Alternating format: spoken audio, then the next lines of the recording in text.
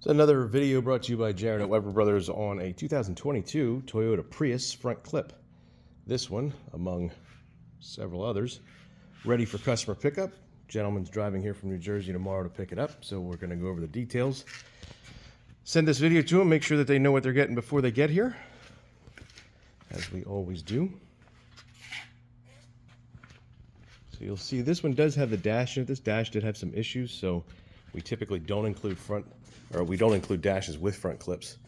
If there's an issue, we'll let them in. If you can use it, great. If not, unfortunately, that's just the way it goes. So this one has a little bit of an issue on the right side of the cover.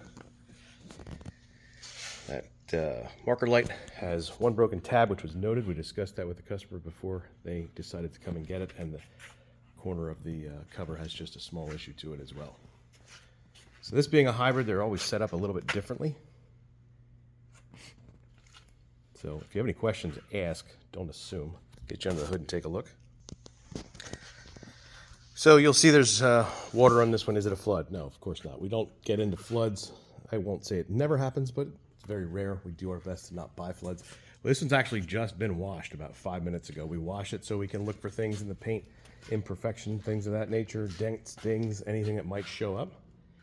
Again, we want to be as forthcoming as possible. So inside that bag is AC lines, hoses, splash shields, all sorts of goodies. I mean, this one is packed full, so our guys did a great job getting that set up for them. All the cooling is still in place, rad support, a couple motor mounts, AC lines, hoses, splash bottle, or I'm sorry, washer bottle, overflow bottle. Of course, the headlights. There is no subframe, there's no suspension, obviously no engine. If you have any questions, let me know.